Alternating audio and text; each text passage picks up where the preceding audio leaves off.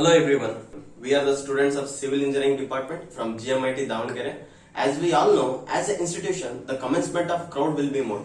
Hence, the requirement of human needs like public hygienic products, sanitary products, kitchen utensils, and wood preservatives and other miscellaneous products requires in higher quantity.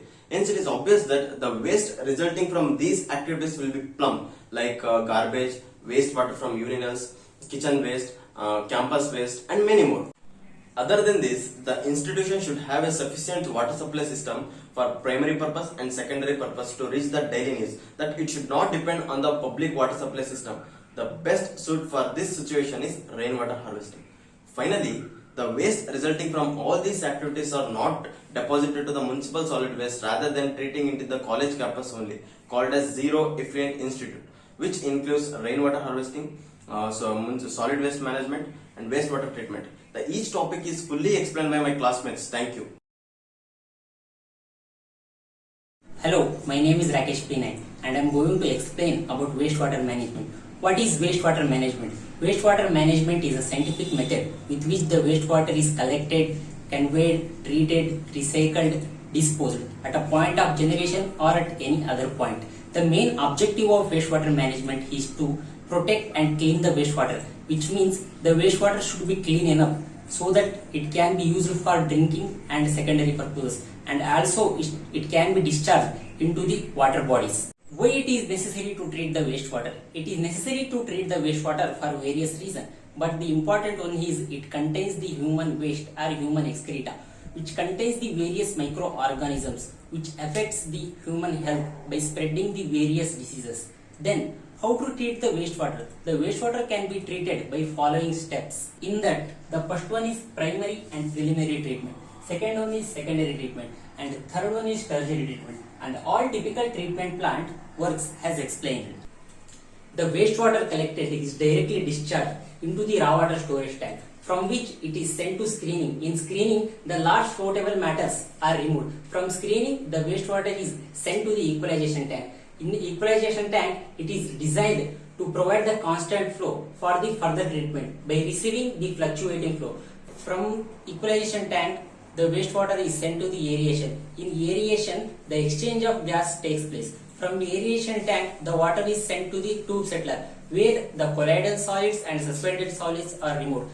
After that, the water is either stored in a storage tank or directly sent to the pressure filter. In pressure filter, it removes the small microorganisms, colloidal and suspended solid which are escaped from the tube settler. From pressure sand filter, the wastewater is sent to the activated carbon filter. In activated carbon filter, it removes the odor, chlorine and other impurities. After all this treatment, the disinfectioning is done. The disinfectioning can be done by any suitable method, but the most commonly used method is by chlorination. Coming to our campus, the wastewater collected from the various areas of our campus is treated and used for the secondary purposes. The wastewater after treatment is effectively used for gardening of 25 acres, and it also solves the dual problem of disposal and water scarcity. Adopting this system makes our GM campus self-sustainable regarding the wastewater and water problems. It also reduces the load on freshwater requirement, which makes our GM campus zero effluent campus. Thank you everyone. I am Kiran MS from GMIT Davangere.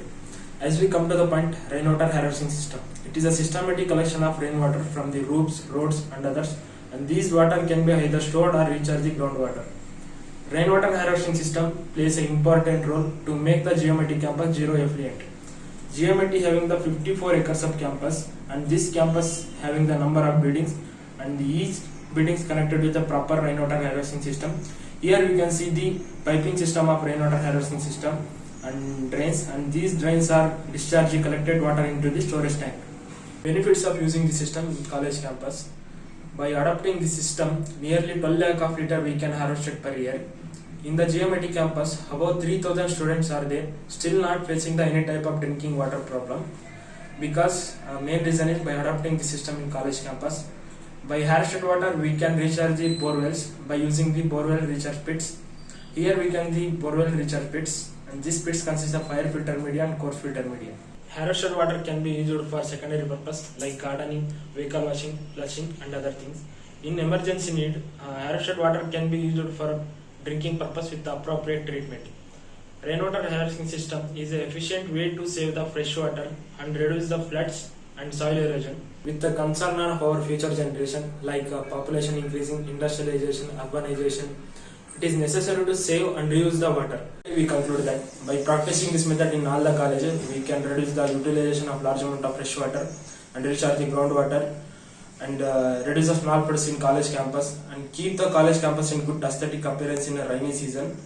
So water is a precious thing. Please save it. Thank you. Supreet MP from Civil Department. As everyone knows, solid waste management includes generation, prevention, characterization, monitoring, treatment, reuse, and residual deposition of solid waste.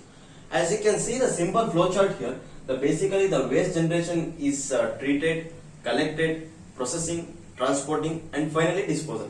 In the JMIT campus, out and out 90 kgs of wet waste and 400 kgs of dry waste is collected per day based on the collection from boys hostel, girls hostel, administrative block, from yard waste and many more. In the JMIT campus, the separation of waste is done by separating the wet waste in green bins. Dry waste is further classified as plastic waste in blue bins and paper waste in red bins. Proper guidance are given to segregate the waste in the college campus only.